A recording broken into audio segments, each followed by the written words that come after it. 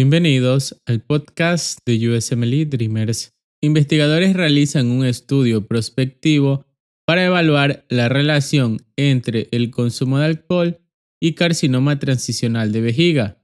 El análisis inicial muestra una asociación aparentemente significativa entre alcohol y cáncer vesical, con un riesgo relativo de 1.81 y un valor de P de 0.03. A primera vista parecería que el alcohol aumenta el riesgo de desarrollar carcinoma vesical, pero luego los investigadores realizan un segundo análisis mucho más importante. Separan a los participantes en fumadores y no fumadores y vuelven a estudiar la relación entre alcohol y cáncer de vejiga. Y aquí aparece la clave del caso. En fumadores, el riesgo relativo es 0.95 con un valor de P de 0.87. En no fumadores, el riesgo relativo es 1.03 con un valor de P de 0.96. La asociación desaparece completamente. Entonces, la gran pregunta es, ¿qué explica la discrepancia entre el análisis inicial y el análisis estratificado? La respuesta es confounding o factor de confusión. En el desarrollo del caso, el confounding ocurre cuando una tercera variable distorsiona o mezcla la relación entre una exposición y una enfermedad. En este caso, la exposición era el consumo de alcohol, la enfermedad era el carcinoma vesical y el factor de confusión era el tabaquismo. El problema es que el tabaquismo está asociado con ambas variables. Las personas que consumen alcohol tienen mayor probabilidad de fumar. Y además, fumar aumenta significativamente el riesgo de carcinoma vesical. Entonces, el análisis inicial daba la falsa impresión de que el alcohol era el responsable del cáncer, cuando en realidad la relación estaba siendo distorsionada por el tabaquismo. En la base epidemiológica, el análisis inicial se conoce como análisis crudo. Ese análisis mostró un riesgo relativo de 1.81 y un valor de P de 0.03. Esto sugería una asociación estadísticamente significativa entre alcohol y cáncer vesical, pero posteriormente los investigadores realizaron estratificación según el tabaquismo, es decir, analizaron separadamente fumadores y no fumadores. Después de separar a los pacientes por tabaquismo, observaron lo siguiente. En fumadores, el riesgo relativo es 0.95 y el valor de P es 0.87. En no fumadores, el riesgo relativo es 1.03 y el valor de P es 0.96. Ahora los riesgos relativos están prácticamente alrededor de 1 y los valores P son altos, lo que significa que no existe asociación estadísticamente significativa. Por lo tanto, la asociación observada inicialmente desaparece cuando se controla el tabaquismo. Eso demuestra que el tabaquismo es un factor de confusión. Abro paréntesis. El valor de P es la probabilidad de obtener un resultado igual o más extremo que el observado, asumiendo que la hipótesis nula es verdadera. En otras palabras, la hipótesis nula normalmente dice no hay asociación o no hay diferencia, y el valor de P mide qué tan compatible es el resultado con esa hipótesis. Por ejemplo, un estudio dice que fumar aumenta el riesgo de cáncer y sale un valor de P de 0.01.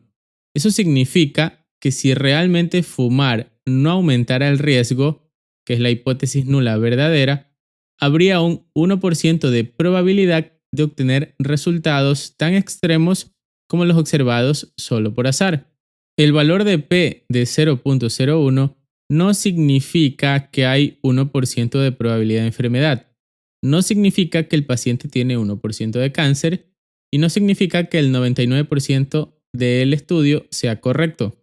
En Step 1 recuerda esta idea clave. Un valor de P menor de 0.05 es un resultado estadísticamente significativo. Es decir, mientras más pequeño es el valor de P, menos probable es que el resultado sea por azar.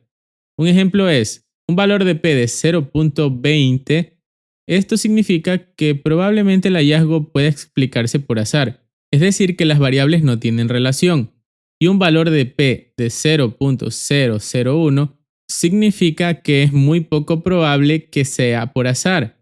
En otras palabras, las variables sí tienen relación con el resultado. Cierro paréntesis.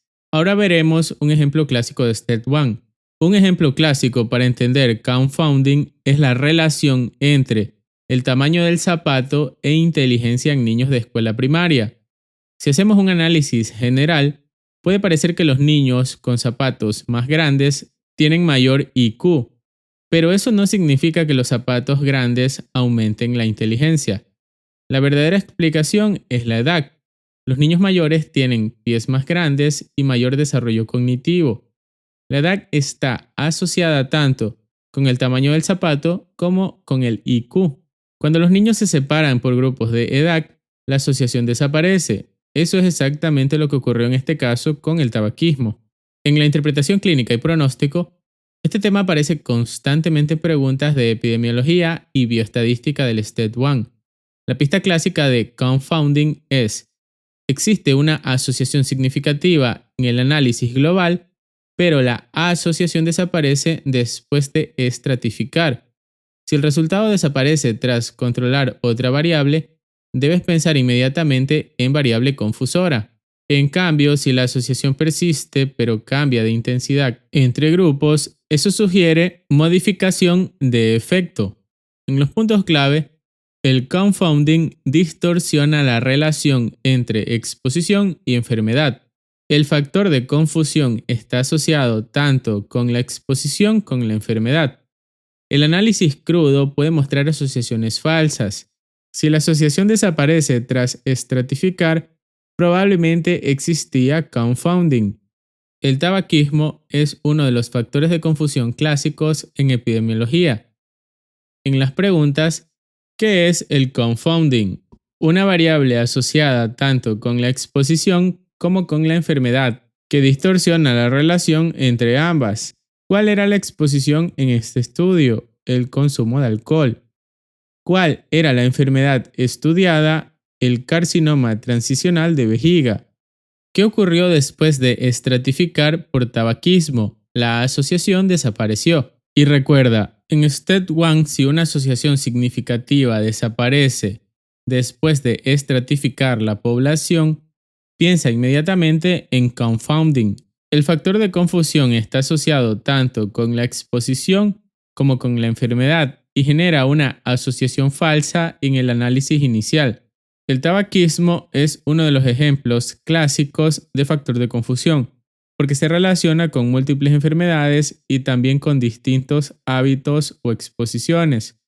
Por eso, la estratificación es una herramienta fundamental para detectar y controlar confounding en estudios epidemiológicos. Gracias por escuchar este episodio. Hasta la próxima.